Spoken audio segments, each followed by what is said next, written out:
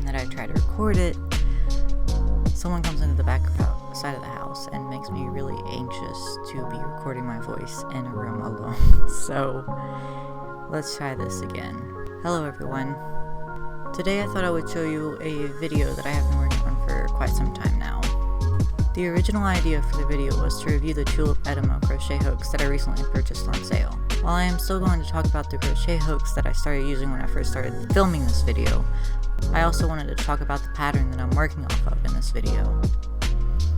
This is the first video I've made in quite some time, so I hope you enjoy it and that it's not too poorly edited. Now, the Tulip Etimo crochet hooks are the most expensive ones that I personally have owned. Even on sale, they are more expensive than the cheap Chinese ones I bought off of Amazon to get me started with crochet. Don't get me wrong, there's nothing necessarily wrong with these cheap crochet hooks that I am talking about. I just wanted something a bit nicer and smoother on the wrist, personally, because carpal tunnel runs in my family, and I was starting to have wrist pain after long hours of crocheting. So keep in mind, the main function of these hooks for me was not to be pretty or to come in a set and be aesthetic. Of course, they absolutely are all of these things that I mentioned, but that's not why I got them in the first place. I got them to be good crochet hooks that I could work with for hours and still not have any wrist pain. Also keep in mind that I have never used any fancy crochet hooks long term before. The best quote-unquote crochet hooks that I have used for any amount of time would have to be the Susan Bates ones with the bamboo handles.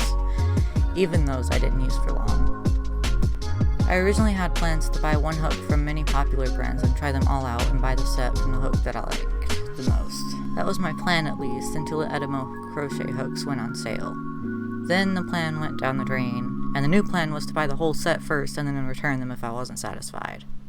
If you get nothing else out of this review, then let it be this. I didn't ever return the hooks. That's right. For me, a crocheter who crochets several hours a day working primarily on amigurumis or crochet dolls, the Tulip Etimo crochet hooks were perfect for me. I even ended up buying another smaller hook later on that didn't come in the original pack. Overall, the Tulip Etimos were very smooth and easy to work with. I haven't had a single complaint about them yet. The hook's metal hook has some sort of coating that makes the yarn pull through nicely without any snags or friction. The only other hook that I have used that I can compare to this one is the Clover Soft Touch hooks, but I didn't care for them. The length of the hook may be a bit short for you if you do any complicated stitches that cause you to have a lot of hoops on the hook at once.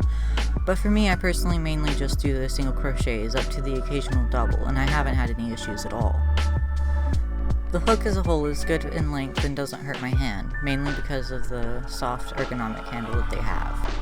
I really like these hooks and don't see myself using anything else for a good while. I am satisfied with them and don't feel any kind of need to see if I like any other hooks for the time being. Now on to the other part of the video that I had planned, speaking of the rhinoceros pattern that I am working off of. The pattern is from the first book of Animal Friends of Pica Pau, I believe.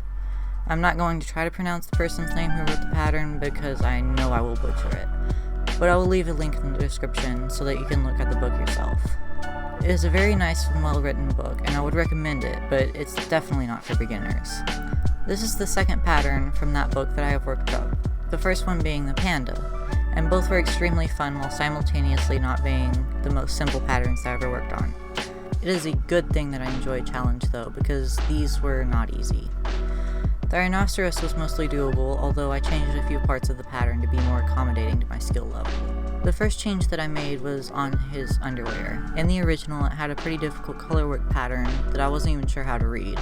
So after a few rows of struggling with that, I just switched over to a solid color.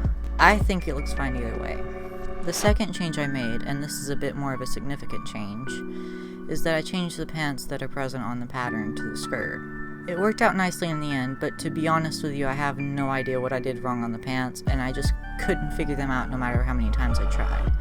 That is why I changed it into a skirt. I think the problem was that I couldn't get the chain in the beginning of the pants to line up evenly. I don't usually make clothes in my normal crochet work, so this might not be a problem that you have at all. I also couldn't tell you how I managed to get the skirt to work, honestly.